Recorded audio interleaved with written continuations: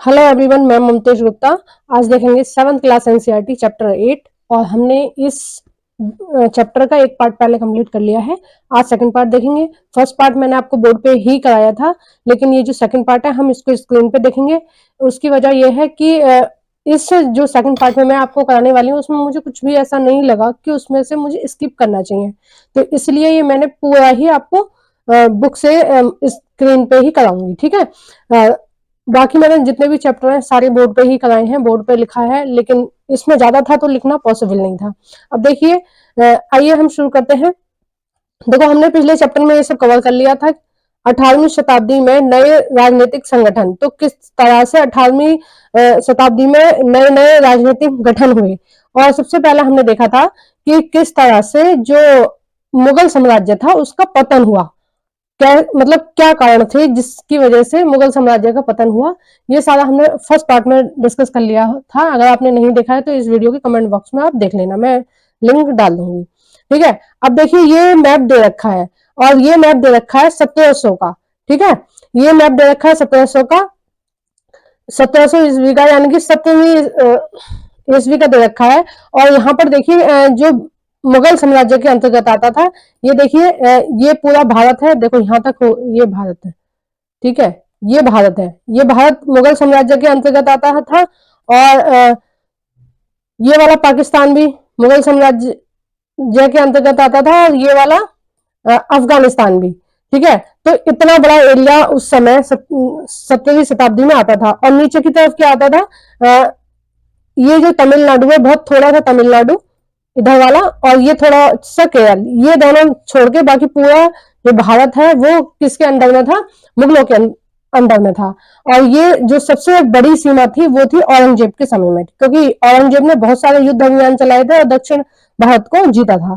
ठीक है, और उसमें से ये कारण ये था जो मुगलों का पतन था, कि जो औरंगजेब था उसने बहुत सारे युद्ध लड़े, और उन युद्धों की वजह से क्या हुआ कि खजाना खाली हो गया देश का, और उसकी वजह से जो मुगल साम्राज्य था वो अपने पतन की तरफ चलना शुरू हो गया था। और भी बहुत सारे कारण थे जो मैंने फर्स्ट पार्ट में आपको कराए थे। अब देखिए, बाकी जो 18वीं शताब्दी आई, तो जो उसका नक्शा था वो इस तरह से हो गया मुगलों का। और यहाँ पर किसका आगमन हो गया? यहाँ पे पाकिस्तानियों का आगमन हो गया, सॉरी, यहाँ पे इंग्लैंड वालों का आगमन हो गया, यानी कि ईस्ट इंडिया कंपनी आ गई थी। और ईस्ट इंडिया कंपनी में आपको पता ही है कि जो लड़ाई हुई थी, बक्सर की लड़ाई, बक्सर की लड़ाई हुई थी 1665 में, नहीं, एक मिनट, बक्सर का युद्ध हुआ था 1765 में, है ना? बक्सर का युद्ध हुआ था 1765 में। और 1765 के बाद कहीं ना कहीं जो ईस्ट इंडिया कंपनी थी उसका शासन शुरू हो गया था, है ना, 1765 के बाद में। और फिर जब उनको धीरे धीरे जब बंगाल की दीवानी मिल गई थी, उसके बाद में उन्होंने इधर की तरफ भी अपना शासन जमाना शुरू कर दिया था, यानी कि डेल्टा इलाकों में, है ना।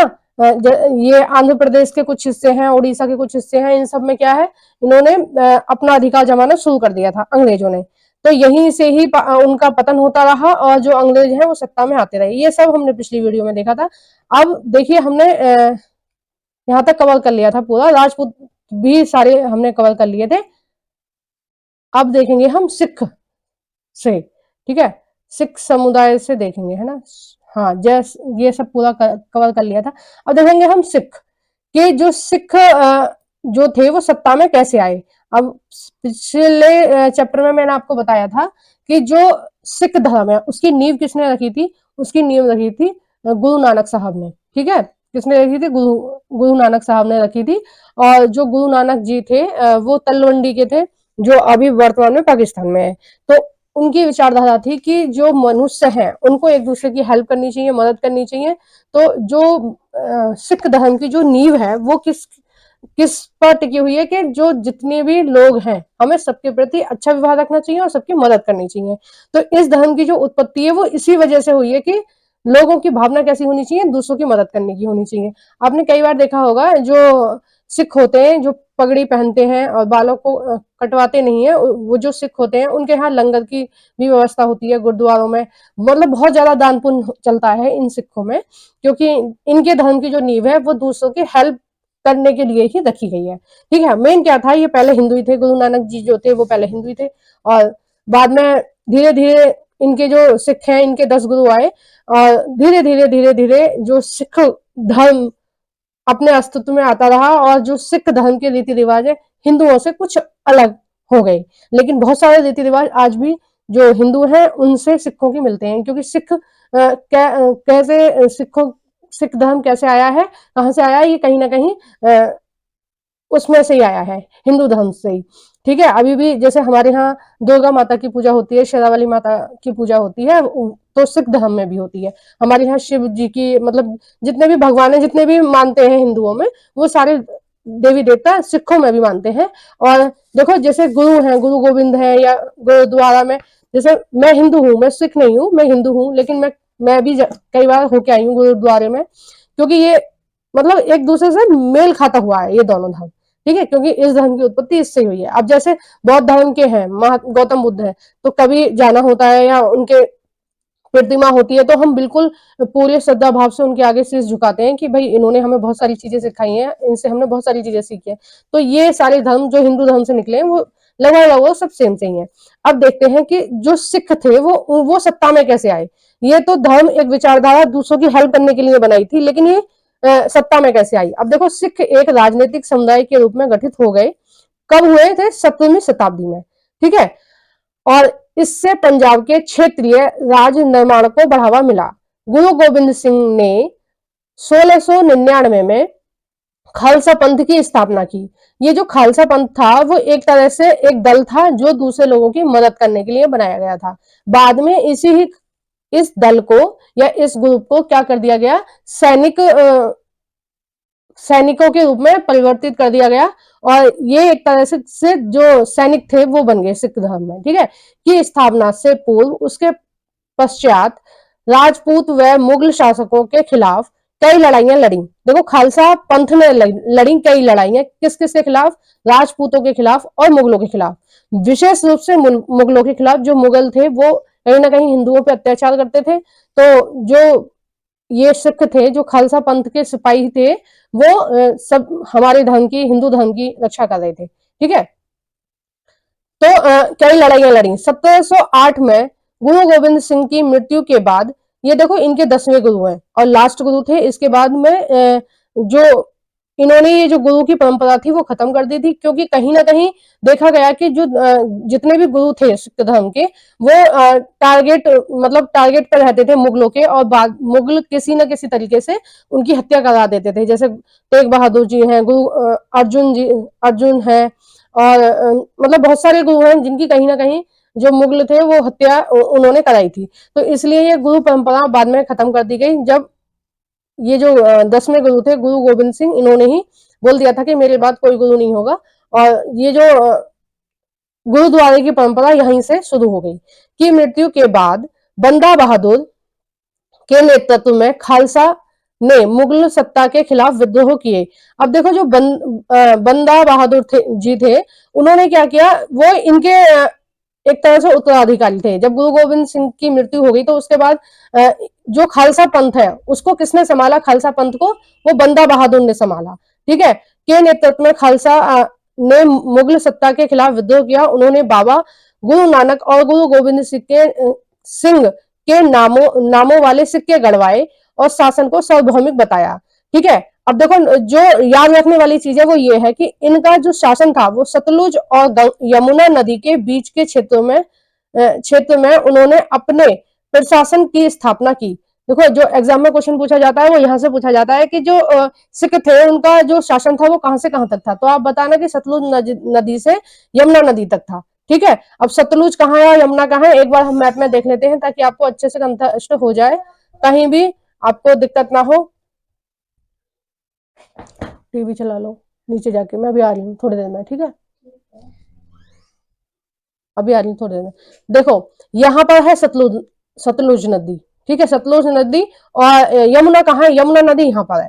ठीक है, तो लगभग लगभग जो इतना इलाका है, मान लीजिए इतना इलाका है, ये सिख धर्म के अंतर्गत आता था, मतलब सिखों के अंतर्गत आता था ये जो इलाका है। तो मेनली जो था ये पंजाब। ठीक है, पंजाब, ये पाकिस्तान वाला पंजाब भी, और ये हिंदुस्तान वाला पंजाब भी, ठीक है।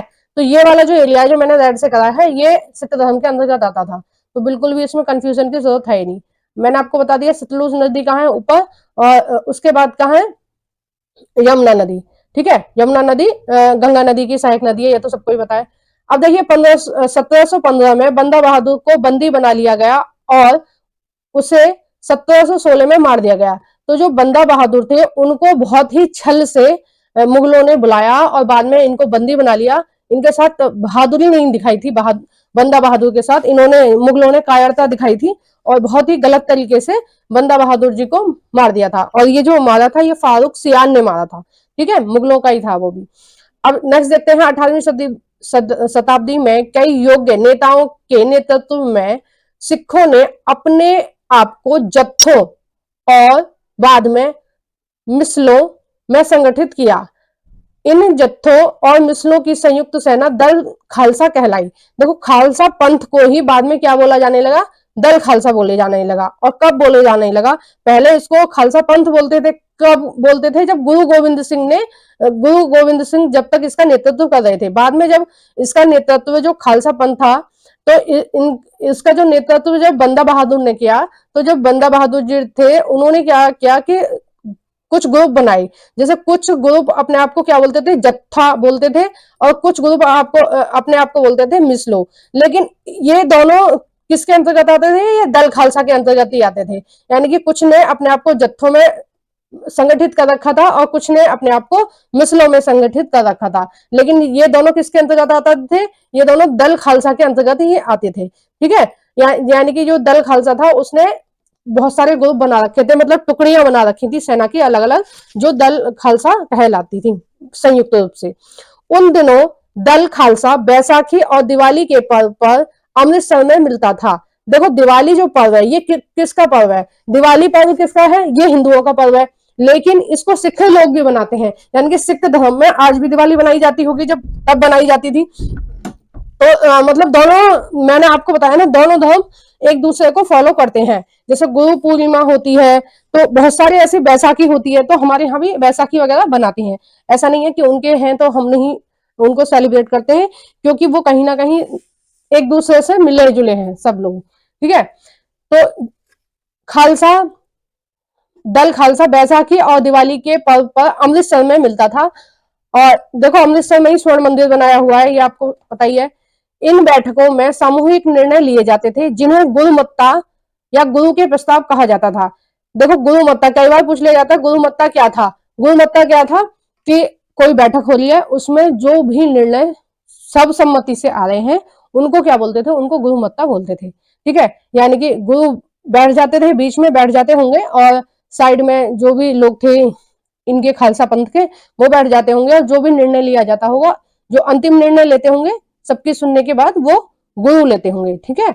और जो गुरु प्रस्ताव पारित करते होंगे उसको क्या बोलते होंगे, गुरुमत्ता। मतलब जो डिसीजन गुरु लेते होंगे उस डिसीजन को बोलते थे गुरुमत्ता।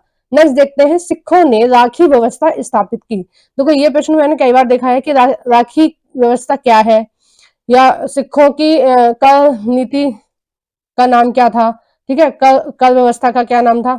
तो राखी व्यवस्था स्थापित की जिसके अंतर्गत किसानों से उसकी उपज का 20%, देखो ये भी पूछ लिया जाता है कि राखी व्यवस्था के अंतर्गत कितने परसेंट किसानों से लिया जाता था। तो उनकी उपज का 20% कर के रूप में लेकर बदले में उन्हें संरक्षण दिया जाता था। अब देखो गवर्नमेंट हमसे जीएसटी के रूप में या किसी भी रूप में टैक्स ले रही है, तो क्या उद्देश्य है उसका उद्देश्य हमको संरक्षण देना, मतलब हमारी सुरक्षा। हमारी कैसे कैसे सुरक्षा है, देखो ये जो पुलिस है ये हमारे लिए है, ठीक है, सारे नियम कानून लागू करवा रही है ना। और अगर पुलिस नहीं होगी तो कोई मानेगा, एक दूसरे की बात नहीं, कोई नियम से चलेगा ही नहीं। अब तो डर है कि पुलिस पकड़ के ले जाएगी अगर हम किसी के साथ मारपीट करेंगे, छेड़छाड़ करेंगे, या किसी के साथ अभद्र भाषा का प्रयोग करेंगे या फिर गलत व्यवहार करेंगे। तो जो ये जो टैक्स था, ये टैक्स किस लिए लिया जाता था कि संरक्षण, यानी कि सुरक्षा, एक तरह से जो बाहरी आक्रमणकारी थे, जैसे जो मुगल थे जो अत्याचार करते थे इनके ऊपर, इनके धर्म को खराब कर रहे थे, हिंदू धर्म को खराब कर रहे थे, वो क्या करते थे कि उनको कन्वर्ट कराते थे कि तुम मुस्लिम बनो, जबरदस्ती मुस्लिम बना रहे थे। तो उनसे रक्षा करने के लिए वो 20% उपज के रूप में लेते थे। और किसानों से इसलिए लिया जाता था उस टाइम पे, किसानों से सबसे ज्यादा टैक्स लिया जाता था, क्योंकि जो मेन आय का स्रोत था वो कृषि ही थी भारत में। ठीक है, आजादी से पहले क्या थी? कृषि थी। अब धीरे धीरे जो डिपेंडेंट और उद्योगों में भी और सारी चीजों में भी होते जा रहे हैं हम कृषि को छोड़ के, क्योंकि हम किसी भी देश की अर्थव्यवस्था अगर एक ही चीज पर डिपेंडेंट रहेगी और किसी कारणवश वो चीज खराब आ गई या खतरे में आ गई तो पूरी अर्थव्यवस्था खराब हो जाती है। ठीक है, तो अब धीरे धीरे कृषि पर पूरी निर्भरता खत्म हो गई है। कृषि पर निर्भरता पहले के मुकाबले आधी रह गई है। ठीक है, तो कृषि भी चल रही है आजकल, उद्योग धंधे भी चल रहे हैं, नौकरी पेशा भी चल रहा है, सब कुछ चल रहा है। ठीक है, तो पहले ये सारी चीजें नहीं थी, केवल कृषि ही ज्यादा थी। नेक्स्ट देखते हैं क्वेश्चन, सॉरी, गुरु गोविंद सिंह ने खालसा को प्रेरित किया था। किसने प्रेरित किया था? गुरु गोविंद सिंह ने, और ये 10वें गुरु थे। कि शासन उनके भाग्य में है, राज करेगा खालसा। उन्होंने नारा क्या दिया था कि राज करेगा खालसा, मतलब खालसा का राज्य होगा। अपने सुनियोजित संगठन के कारण खालसा पहले मुगल सूबेदारों के खिलाफ और फिर अहमद शाह अब्दाली के खिलाफ सफल विद्रोह प्रकट कर सका। अहमद शाह अब्दाली ने मुगलों से पंजाब का समृद्ध प्रांत सरहिंद की सरकार को अपने कब्जे में ले लिया था। ठीक है, अहमद शाह अब्दाली कौन था? ये अफगान का आक्रमणकारी था, और इसने क्या किया था? अफगान से आया था और इसने मुगलों से क्या क्या छीन लिया था? एक बहुत समृद्ध प्रांत था सरहिंद, उसको छीन लिया था। ठीक है, और बाद में जो अहमद शाह अब्दाली थे, इनके खिलाफ किसने युद्ध किया था? सिखों ने किया था। ठीक है, खालसा पंथ ने किया था। खालसा ने 1765 में, देखो जहां जहां खालसा की बात आ रही है वहां वहां आप समझ जाना कि जो सिख धर्म के जो सैनिक थे, ठीक है, जो सिख धर्म के रक्षक थे या सैनिक थे, उनका जो दल था उसको खालसा बोला गया, यानी कि सैनिकों को खालसा बोला गया। ठीक है, सैनिकों के समूह को खालसा बोला गया। तो खालसा मतलब सिख धर्म के सैनिक। 1765 में अपना सिक्का ढालकर सार्वभौमिक सत्ता की शासन की घोषणा की। देखो सत्ता में कब आए? 1765 में आए। ठीक है, कब आए? लगभग लगभग अंग्रेजों के सामने ही आए थे ये, है ना। उससे पहले ये सत्ता में नहीं थे, उससे पहले ये वैसे ही लोगों की मदद कर रहे थे, लेकिन जो प्रॉपर सत्ता में आए थे वो 1765 में आए थे। कब आए थे? 1765 में आए थे सत्ता में, क्योंकि इन्होंने अपने सार्वभौमिक शासन की घोषणा भी की थी और अपने नाम से सिक्के भी चला लिए, मतलब पूरी तरह से अपने डिपेंडेंट बन गए थे और अच्छे से अपना शासन करना शुरू कर दिया था। ठीक है, सिखों ने। यह महत्वपूर्ण है कि सिक्कों पर उत्कर्षण शब्द वही थे जो बंदा बहादुर के समय में खालसा के उपदेशों में पाए गए। जो बंदा बहादुर थे उन्होंने जब सिक्के गढ़वाए थे, और उन्होंने किस किस का नाम लिखा था उन पर? गुरु नानक और गुरु गोविंद सिंह जी का, दोनों का लिखा था। तो शब्द लगभग उपदेश, मतलब कुछ चीजें वहां से कॉपी करी गई थी। ठीक है, नेक्स्ट देखते हैं 18वीं शताब्दी के अंतिम भाग में सिख इलाके सिंधु से यमुना तक फैले हुए थे। ठीक है, अब कहा पहले कहां थे? सतलुज से, पहले थे सतलुज से यमुना तक। ठीक है, अब कहां फैल गए? सिंधु से यमुना तक, यानी कि ऊपर की साइड और बढ़ गए। ठीक है, यानी कि पाकिस्तान के भी कुछ इलाके किसके अंदर में आते थे? सिखों के अंदर में आते थे। ठीक है, यद्यपि ये विभिन्न शासकों में बटे हुए थे, और इसमें से एक शासक महाराणा रणजीत सिंह थे, ने विभिन्न सिखों समूहों को फिर से एकता कायम करके 1799 में लाहौर में अपनी राजधानी बनाई थी। ठीक है, तो ये इनका जो चरित्र था और इनका जो करेक्टर दिखाया गया है, ये आगे आपको पढ़ने को मिलेगा आगे की क्लासों में। महाराणा रणजीत सिंह ये बहुत बहुत इंटेलिजेंट थे और बहुत अच्छे से शासन करते थे महाराजा रणजीत सिंह। ठीक है, बहुत ही शौर्य और वीरता भरा हुआ इनका करेक्टर था। अगर आपको कभी टाइम मिले तो देखना। देखो यूट्यूब वगैरह पे आप ऐसी मूवी वगैरह मत देखा करो, सीरियल वगैरह मत देखा करो। इस तरह के जो करेक्टर होते हैं उनकी कहानियों को देखा करो, बहुत कुछ सीखने को मिलता है। आप अपने जीवन में उन चीजों को उतारो, इनके अनुभवों को अपने जीवन में शामिल करोगे तो आपकी जो लाइफ है वो और भी अच्छी हो जाएगी। आप क्या ये सीरियल वगैरह देखते हो, मूवी वगैरह देखते हो, तो इससे आपकी लाइफ बेटर नहीं होगी। ठीक है, ये आपको आपके पतन की तरफ ले जाएंगे, गलत चीजों की तरफ लेके जा रहे हैं। तो आप बॉलीवुड पर, हॉलीवुड पर बहुत ज्यादा कॉन्सेंट्रेट मत करो। ठीक है, आप किस पर कॉन्सेंट्रेट करो? जो हमारे पुराने ग्रंथ हैं या हमारे पुराने करेक्टर हैं, बहुत अच्छे अच्छे वीर लोग हुए हैं हमारे देश में, उनकी वाणियों पर आप फोकस करो और देखिए कि उनका जीवन किस तरह से संघर्ष भरा था और उन्होंने किस तरह से फाइट की थी देश के लिए, अपनी जान की बाजी लगाई थी। तो ये सारी चीजें पढ़नी चाहिए, ठीक है। जैसे यूट्यूब वगैरह पे भी देखते हो, कहानी वगैरह सुनते रहते हो, नई नई ये आती रहती हैं, तो कम से कम इनको सुना करो। जो पुराने हैं, जो पुराने लोग हैं हमारे देश के, उनकी बातों को सुना करो तो बहुत आपको भी बहुत काफी चीजें सीखने को मिलेंगी। अब देखिए मराठा के बारे में हम देखते हैं कि मराठा सत्ता में कैसे आए, ठीक है। मराठाओं का उदय कैसे हुआ, मराठा सत्ता में कैसे आए। तो सबसे पहले हम एक ये चीज देख लेते हैं, ये साइड में दिखा हुआ है, ये बहुत इंपॉर्टेंट है। और देखो साइड वाली चीजों को आप कभी भी मत छोड़ा करो, ठीक है। यहाँ से एग्जाम में बहुत क्वेश्चन पूछ लिए जाते हैं, ये जो कॉलम से बने होते हैं ना, इनसे ज्यादा क्वेश्चन पूछे जाते हैं। अब देखो ये शिवाजी का रूप चित्रण है, ठीक है। ये किसका है, शिवाजी महाराज शिवाजी का रूप चित्रण है।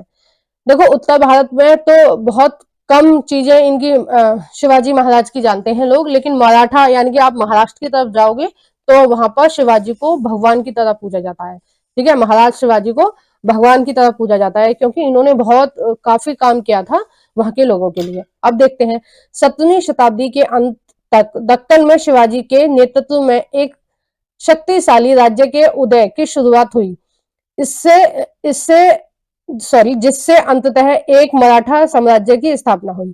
शिवाजी का जन्म 1630 में हुआ था, ठीक है। किसमें हुआ था, शिवाजी का जन्म 1630 में हुआ था। 1630 में शाहजी और जीजाबाई से हुआ, मतलब इनके पिता थे शाहजी और माता थी जीजाबाई।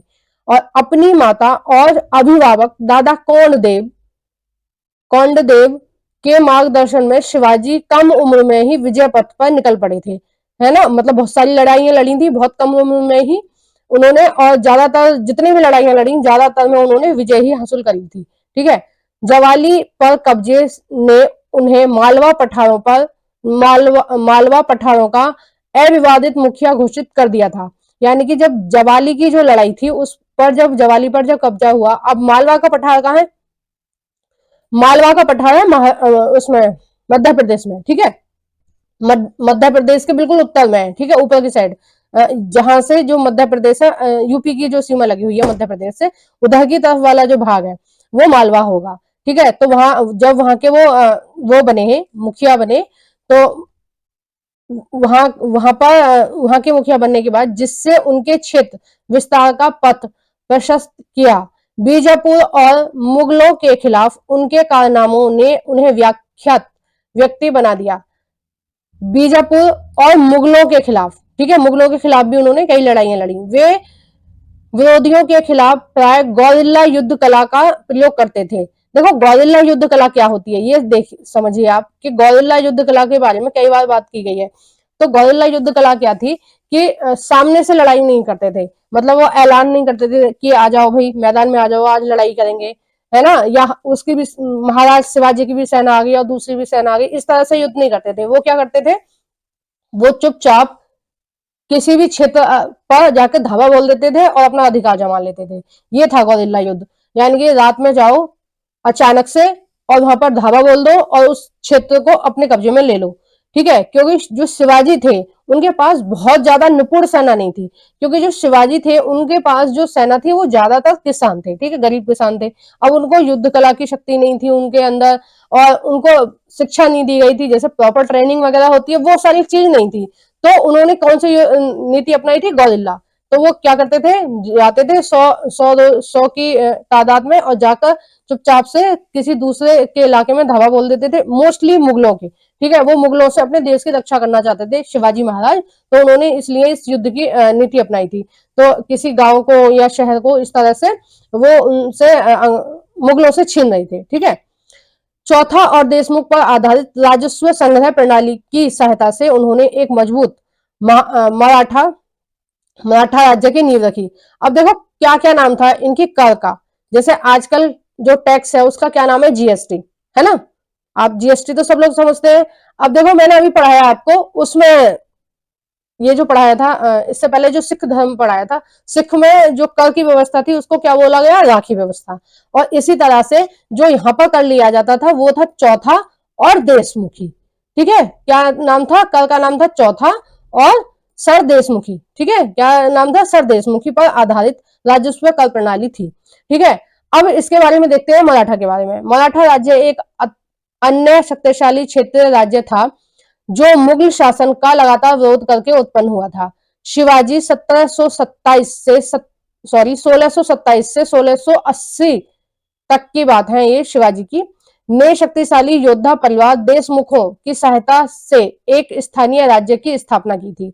अत्यंत गतिशील कृषक पशुचारक, जिनको जो पशुचारक थे उनको बोलते थे कुनबी, ठीक है, क्या बोलते थे, कुनबी, मराठाओं की सेना के मुख्य आधार बने। मैंने आपको अभी बताया ना कि जो गौरिल्ला युद्ध नीति उन्होंने इसलिए अपनाई क्योंकि उनके पास एक समृद्ध सेना नहीं थी। उनकी जो सेना थी वो मोस्टली उसमें कैसे लोग थे, कृषक थे या पशु चारक थे, यानी कि स्थानीय लोग ही थे और गरीब लोग थे, है ना, जो अपनी देश की रक्षा करने के लिए सैनिक भेष में कार्य करते थे।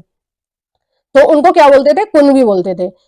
शिवाजी ने प्रायद्वीप में मुगलों को चुनौती देने के लिए इस सैन्य बल का प्रयोग किया। शिवाजी की मृत्यु के पश्चात मराठा राज्य में प्रभावशाली चित्तपावन ब्राह्मण के एक परिवार के हाथों में रही। यानी कि जब शिवाजी महाराज का जो परिवार था, उनके परिवार के बाद में ये जो मराठाओं की जो बागडोर है वो किसके हाथ में रही थी, चित्तपावन ब्राह्मण के एक परिवार के हाथ में, ठीक है, में रही, जो शिवाजी के उत्तराधिकारी मतलब जो उनके शिवाजी के बाद जो भी उनके राज्य पे बैठे थे, संभाजी और बहुत सारे इनके बेटा जो पोते लगते थे इस रिश्ते में, वो जो बैठे थे, उनके शासनकाल में कौन थे, वो पेशवा थे। पेशवा यानी कि प्रधानमंत्री थे, ठीक है, के रूप में अपनी सेवाएं देते रहे। पुणे मराठा राज्य की राजधानी बन गया। पुणे क्या बन गया, मराठा राज्य की राजधानी बन गया था। अब देखो, पेशवाओं की देखरेख में मराठाओं ने एक अत्यंत सफल सैन्य संगठन का विकास कर लिया था और धीरे धीरे क्या हो गया, जो सेना थी वो बहुत ही समृद्ध इन्होंने इकट्ठा कर ली थी। उनकी सफलता का रहस्य यह था कि वे मुगलों के किलेबंद इलाकों से टक्कर न लेते हुए उनके पास से चुपचाप निकलकर शहरों कस्बों पर धावा बोलते थे। इस धावे को ही क्या बोला गया, इस तरह के युद्ध को ही बोला गया गौरिल्ला युद्ध, ठीक है। गौरिल्ला युद्ध किस तरह तो बोला जाता है कि वो मुगलों के किलेबंद इलाकों से टक्कर नहीं लेते थे, मतलब आमने सामने की लड़ाई नहीं लेते थे, उनके पास से चुपचाप निकलकर शहरों कस्बों पर धावा बोल देते थे। मतलब पीछे से धावा बोलते थे, कोई शहर या कोई गांव है, कस्बा है, उस पर धावा बोल दिया, उसको अपने राज्य में मिला लेते थे। क्योंकि देखो, जो मुगल था वो बहुत बड़ा साम्राज्य था, उनके पास एक शक्तिशाली सेना थी, उनके पास तोप थी, गोला थी और बहुत सारे पैसे भी थे क्योंकि बहुत ज्यादा टैक्स लेते थे। लेकिन जो शिवाजी थे वो एक जो जिस क्षेत्र का वो नेतृत्व कर रहे थे वो गरीब था, ठीक है, इतनी सारी शक्तियां उनके पास नहीं थी, तो इसलिए उन्होंने ये वाली युद्ध नीति अपनाई और मुगल सेना से ऐसे मैदानी इलाकों में मुठभेड़ लेते थे जहां रसद पाने और कुमक आने के रास्ते आसानी से रोके जा सके। मतलब जिन इलाकों के बारे में उन्हें अच्छी जानकारी होती थी, उन इलाकों में ही वो मुगल सेना से आमने सामने की लड़ाई लेते थे और उनको मतलब घेर लेते थे चारों तरफ से और घेर के उनको वहीं पे खत्म कर देते थे। 1720 से 1761 के बीच मराठा साम्राज्य का काफी विस्तार हुआ। उसने शहनशाह और काफी सफलता पूर्वक मुगल साम्राज्य की सत्ता को क्षति पहुंचाई। जो मराठा साम्राज्य था उसने अच्छे से इनका मुकाबला किया था मुगलों से, ठीक है। 1720 के दशक तक मालवा और गुजरात मुगलों से छीन लिए थे। मतलब 1720 तक क्या क्या छीन लिया था मुगलों से, मालवा यानी कि मध्य प्रदेश छीन लिया था और गुजरात छीन लिया था। किसने छीन लिया था, मराठाओं ने, ठीक है। मालवा मध्य प्रदेश में आता है ना, तो मालवा छीन लिया था और गुजरात छीन लिया था। 1730 के दशक तक मराठा नरेश को समस्त दक्कन प्रायद्वीप के अधिपत्य के रूप में मान्यता मिल गई और साथ ही इस क्षेत्र पर चौथा और देशमुख कर वसूलने का अधिकार भी मिल गया, ठीक है। ये क्या था, टैक्स का नाम था। अब देखो इनका क्या मतलब होता है, चौथ और देशमुख। चौथ और सरदेशमुखी का नाम, मतलब इन दोनों शब्दों का क्या मतलब होता है वो देखते हैं। चौथ क्या था, जमींदारों द्वारा वसूलने जाने वाले भू राजस्व का 25% यानी 25% दक्कन में इनको मराठा वसूलते थे। यानी कि जमींदारों द्वारा जो वसूला जाता था, कितना परसेंट वसूला जाता था, 25%, ठीक है। भू राजस्व का 25% दक्कन में इनको मराठा वसूलते थे, ठीक है। जो जमींदारों द्वारा जो वसूला जाता था उसका 25% वाले 25% वाले भाग को कौन वसूलते थे? दक्कन में, दक्कन यानी कि दक्षिण भारत में मराठा वसूलते थे। अब देखो सरदेशमुखी क्या है? सरदेशमुखी है जो ऋण है वो कर है दक्कन में मुख्य राजस्व संग्रहकर्ता को दिए जाने वाले भू राजस्व का 9 से 10% हिस्सा, यानी कि कुछ जो हिस्सा था वो सरदेशों का होता था, यानी कि जो टैक्स वसूल रहे हैं। मान लीजिए उन्होंने 100 रुपए टैक्स वसूला है, ठीक है, टैक्स कलेक्ट करके लाए हैं वो किसानों से, तो उसका 10 रुपए उनको मिल जाएगा जिसने टैक्स वसूला है, ठीक है। तो जो संग्रहण करते थे, यानी कि जो टैक्स है उसको कलेक्ट करते थे, इकट्ठा करते थे, उनको कितना मिलता था? 9 या 10% उनको मिल जाता था, ठीक है। देखो वीडियो थोड़ी लंबी हो जाएगी क्योंकि मैं हर चीज को एक एक डिटेल में आपको करा रही हूँ। और भी बहुत सारी वीडियो ऐसी हैं आपको आधा घंटे में पूरा चैप्टर करके दे देंगी, लेकिन वो बहुत सारे टॉपिक छोड़ देती हैं, वो टीचर बहुत सारे टॉपिक छोड़ देते हैं और बहुत सारे शब्दों की वो आपको मीनिंग नहीं बताएंगे। तो ऐसे अगर बुक पढ़ के ही सुनाना है तो मैं भी सुना सकती हूँ, इसमें कोई वो नहीं है कि नहीं सुना सकती हूँ, मैं भी सुना सकती हूँ, पर उस बुक को पढ़ के सुनाने का क्या फायदा है? वो बुक तो आपके पास भी है, आप भी पढ़ सकते हैं। अगर मैं पढ़ के सुना सकती हूँ तो आप भी तो पढ़ ही सकते हैं ना। मेरा उद्देश्य ये है कि अगर आप चैप्टर पढ़ रहे हैं तो आप चैप्टर में क्या लिखा है, क्यों लिखा है, क्या उद्देश्य था, किस तरह से चीजें हुई, सारी चीज आपको क्लियर होनी चाहिए। तो इस उद्देश्य से मैं आपको सारी चीजों को बहुत डिटेल में बताने की कोशिश करती हूँ और बहुत जल्दी बताने की कोशिश करती हूँ। मेरी वीडियो लंबी होने की वजह यही होती है कि मैं एक चीज को भी छोड़ती नहीं हूँ। ये साइड में जो दे रखा है उसको भी अच्छे से डिफाइन करती हूँ आपको, और इसके अंदर क्या लिखा है अच्छे से डिफाइन करती हूँ।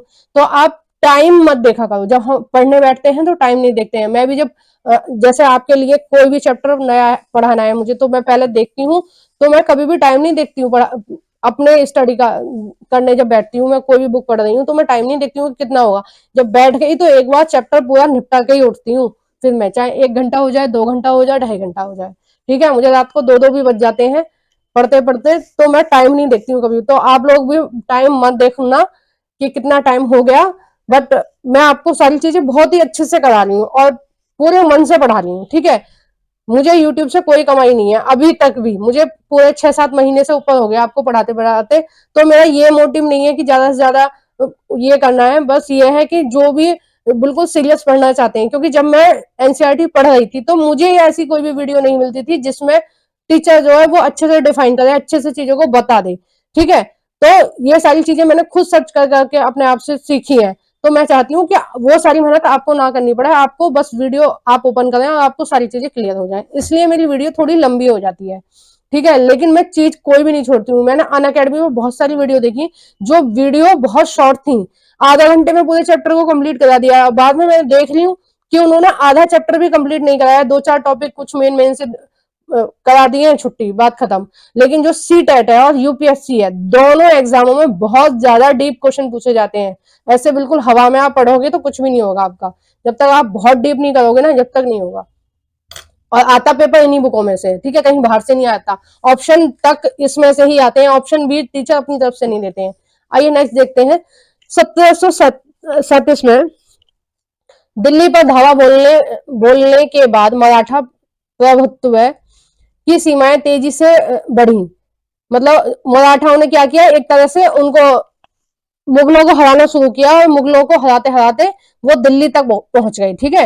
वे उत्तर में राजस्थान और पंजाब, पूर्व में बंगाल और उड़ीसा तथा दक्षिण में कर्नाटक और तमिल एवं तेलुगु प्रदेशों तक फैल गई, यानी कि लगभग लगभग पूरे भारत में, ठीक है। मतलब दिल्ली से नीचे नीचे वो पूरे भारत में तक कहां तक फैल गई, मराठा फैल गई, ठीक है। मराठा की जो जड़ें हैं वो फैल गई।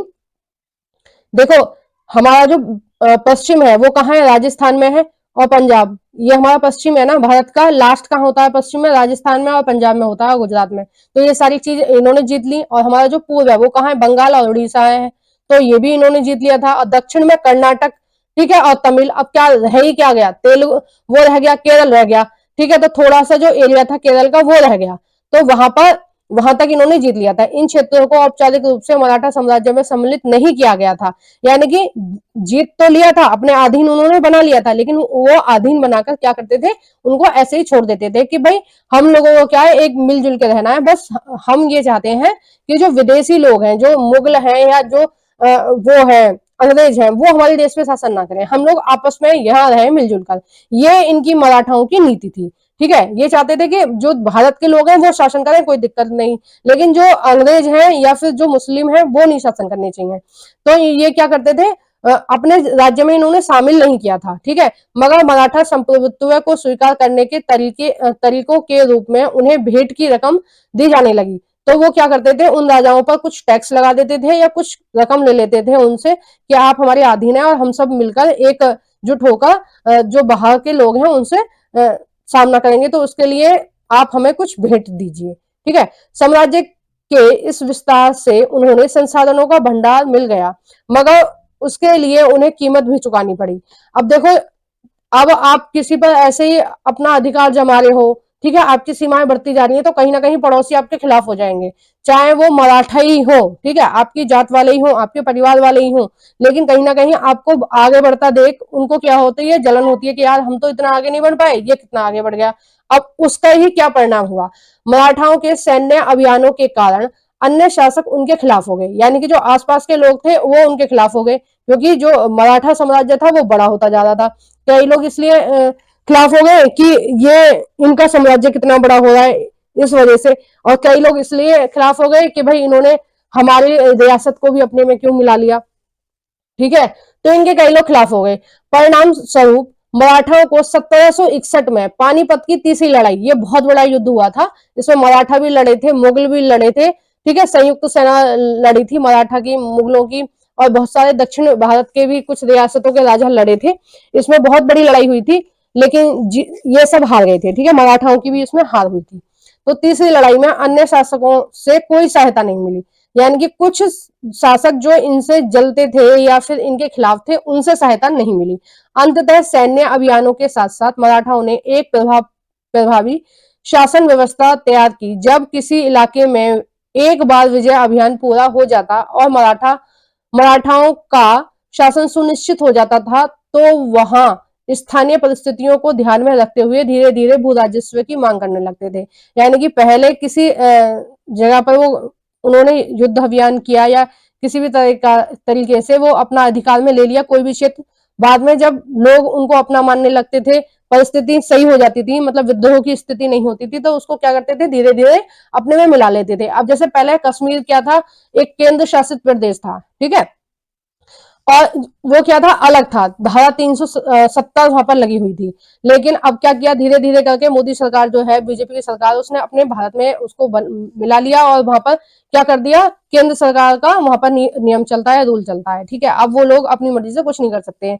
तो बिल्कुल सेम यही नीति मराठाओं की थी। तो जैसे ही वहां पर जो नया शासन अपने अधिकार में लेते थे, वहां पे थोड़ा बहुत कुछ लोग विद्रोह कर रहे हैं कि आपने क्यों ले लिया है, ये है वो है, कुछ दिन बाद उन सबको मना के, बहला के, फुसला के, कैसे भी करके उनको धीरे धीरे अपने में मिला लेते थे, और बाद में उनसे भू राजस्व की मांग करते थे कि भाई अब ये साम्राज्य तो ये जो स्थान है ये तो हमारे साम्राज्य में आता है, अब धीरे धीरे हमको थोड़ा थोड़ा टैक्स भी दीजिए ताकि हम आपको सुरक्षा प्रदान कर सकें, आपकी सड़क वगैरह बना सकें या कुछ भी आपके लिए कर सकें। और व्यापार को पुनः जीवित किया। ठीक है, यानी कि बाजार वगैरह का भी निर्माण करवाया होगा उन्होंने। ठीक है, व्यापार तो पुनः जीवित कैसे होगा, जब मार्केट बनेंगी जब तो होगा ना। इससे सिंधिया, गायकवाड़ा, वाड़ और भोसले जैसे मराठा सरदारों को शक्तिशाली सेनाएं खड़ी करने के लिए संसाधन मिल गए। कैसे मिले, कि जो टैक्स आ रहा था उसकी वजह से। 1720 के दशक में मालवा में मराठा अभियानों ने उस क्षेत्र में स्थित किसानों के विकास व समृद्धि को हानि नहीं पहुंचाई। ठीक है, उज्जैन सिंधियाओं के संरक्षण में, देखो उज्जैन यानी कि मध्य प्रदेश की बात हो रही है। ठीक है, ये सारे मध्य प्रदेश के। उज्जैन सिंधियाओं के संरक्षण में और इंदौर होलकरों के आश्रय में। ठीक है, वहां के लोगों को होलकर बोलते थे। इंदौर के लोगों को, इंदौर में कौन रहते थे, होलकर के आश्रय में फलता फूलता रहा है। ये शहर हर तरह से बड़े और समृद्ध थे और वे महत्वपूर्ण वाणिज्यिक और सांस्कृतिक केंद्र के रूप में कार्य करते थे, यानी कि बड़ी बड़ी मार्केट भी यहाँ पर मिलती थी। मराठाओं द्वारा नियंत्रित इलाकों में व्यापार के नए मार्ग खुले। चंदेरी के क्षेत्र में उत्पादित रेशमी वस्त्र को मराठाओं की राजधानी पुणे में एक नया मार्केट मिला। ठीक है, तो ये टैक्स का एक अमाउंट कहाँ भी खर्च करते थे, मार्केटों में भी खर्च करते थे, मतलब मार्केटों को भी बना रहे थे। बुरहानपुर पहले आगरा और सूरत के बीच की धुरी पर ही अपने व्यापार में संलग्न था, लेकिन अब उसने, मतलब मराठाओं के शासन में, अब उसने अपने वाणिज्यिक भीतरी क्षेत्र को बढ़ाकर दक्षिण में पुणे और नागपुर को तथा पूर्व में लखनऊ तथा इलाहाबाद को भी शामिल कर लिया था। ठीक है, तो ये इतना ज्यादा इंपॉर्टेंट नहीं था, ऊपर का ज्यादा इंपॉर्टेंट था, उसको ध्यान में रखना कि कौन सी लड़ाई कब हुई और कौन सा टैक्स था, ये सारी चीजें आप ध्यान रखना। ठीक है, ये इतना ज्यादा इंपॉर्टेंट नहीं है, यहाँ से ज्यादा क्वेश्चन नहीं पूछा जाएगा, लेकिन ये जो पानीपत की तीसरी लड़ाई हुई थी, इससे क्वेश्चन आएगा। ठीक है, और मराठाओं का शासन कहाँ से कहाँ तक हो गया था 1737 में, यहाँ से क्वेश्चन पूछ लिया जाएगा। और मालवा को और गुजरात को कब जीता था, ये यहाँ से क्वेश्चन पूछा जाएगा। और कौन कौन से टैक्स थे, यहाँ से क्वेश्चन पूछा जाएगा। ठीक है, एक कॉलम और देख लेते हैं। बाजीराव प्रथम जो बालाजी राव बल्लाल के नाम से भी जाने जाते हैं, पेशवा बालाजी विश्वनाथ के पुत्र थे। वह एक महान मराठा सेनापति थे। उन्हें विंध्या के पार मराठा राज्य के विस्तार का श्रेय प्राप्त है। ये कौन है? ये जो आपने बाजीराव मस्तानी मूवी देखी थी ना, ये वही वाले हैं। ठीक है, बालाजी विश्वनाथ के जो पुत्र थे वही थे। बाजीराव जो थे वो बालाजी विश्वनाथ के ही पुत्र थे। ठीक है, और वो बहुत ही अच्छे योद्धा थे। और उन्होंने क्या किया था, उन्होंने विंध्य के पार मराठा राज्यों का विस्तार किया था। और उन्होंने मालवा, बुंदेलखंड, ये कहाँ के हैं, ये मध्य प्रदेश के हैं, और गुजरात और पुर्तगालियों के खिलाफ सैन्य अभियानों के लिए उन्हें जाना जाता है। ठीक है, अब देखिए, अब देखते हैं जाट। और जाट साम्राज्य बहुत छोटा सा है, बस 10 मिनट लगेंगे इसमें। अब देखिए जाट कौन थे, पहले हम जाटों के बारे में जान लेते हैं कि जाट जो थे वो थे कौन। तो जाट थे ये जो राजस्थान के आसपास के इलाके हैं। ठीक है, राजस्थान है, दिल्ली है, आगरा है, मतलब कुछ इस तरह के जो स्थान है, यहाँ पर एक बहुत ही समृद्ध बड़े बड़े किसान होते थे। ठीक है, बड़े बड़े किसान और बहुत समृद्ध थे, मतलब शक्तिशाली थे, पैसा वगैरह था। तो वो उनकी जो जाति थी उसका नाम था जाट। ठीक है, जो जाट थे इनके पास बहुत सारे धन संपत्ति होती थी पहले से ही, और पहले से ही सदियों से ही चली आ रही थी, और बहुत बड़े बड़े इनके पास खेत वगैरह ये सब थे। अब देखिए इनके बारे में जानते हैं। अन्य राज्यों की तरह जाटों ने भी 17वीं और 18वीं शताब्दी में अपनी सत्ता सुदृढ़ की। अपने नेता चूड़ामन के नेतृत्व में इन्होंने दिल्ली के पश्चिम में स्थित क्षेत्रों पर अपना नियंत्रण कर लिया था। दिल्ली का पश्चिम कौन सा हो गया? राजस्थान हो गया। ठीक है, राजस्थान हो गया, पंजाब हो गया। ठीक है, ये हो गया दिल्ली के पश्चिम में अपनी सत्ता स्थापित कर ली थी। और बहुत बड़ा शासन नहीं था जाटों का, क्योंकि जाट क्या थे? स्थानीय वो थे, कृषक थे, यानी कि स्थानीय किसान थे। ठीक है,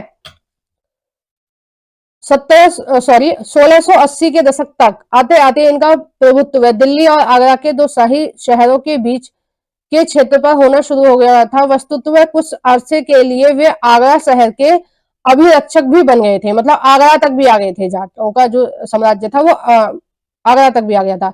जाट समृद्ध कृषक थे और उन्हें प्रभुत्व क्षेत्र में पानीपत और बल्लभगढ़ जैसे शहर महत्वपूर्ण व्यापारिक केंद्र बन गए।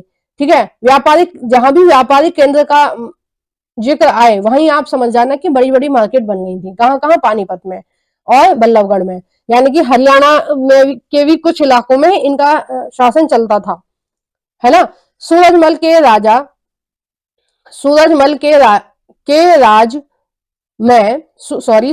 के राज में भरतपुर शक्तिशाली राज्य के रूप में उभरा। ये मतलब जो सूरजमल थे राजा, ठीक है, राजा सूरजमल के का जो शासन चल रहा था उस समय भरतपुर का बहुत ज्यादा विकास हुआ। ठीक है, 1739 में जब नादिर शाह ने दिल्ली पर हमला बोलकर उसे लूटा, तो दिल्ली के कई प्रतिष्ठित व्यक्तियों ने भरतपुर में शरण ली। यानी कि लोग दिल्ली से भागकर कहाँ गए? जब नादिर शाह ने दिल्ली पर आक्रमण किया तो दिल्ली से भागकर कहाँ चले गए थे? ये सूरजमल के यहाँ चले गए थे, भरतपुर में, कि भाई हमें बचा लो नादिर शाह से। ठीक है, तो किसने बचाया था? सूरजमल जी ने बचाया था। नादिर शाह के पुत्र जवाहिर शाह के पास 30,000 सैनिक थे, उसने 20,000 अन्य सैनिक मराठाओं के लिए और 15,000 सैनिक सिखों के लिए, और इन सबके बूते पर वह मुगलों से लड़ा।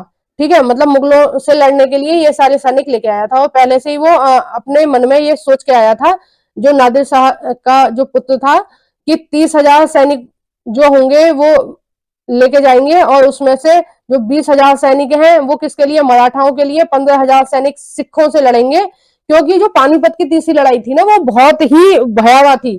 और देखो 30,000 सैनिक उन्होंने किसके लिए, मुगलों के लिए रखे थे, मतलब पहले से निर्धारित करके लाए थे, सेना लेके आए थे भारत में, कि इतने सैनिकों से मराठाओं को लड़वाएंगे, और इतने सैनिकों से सिखों को, इतने को।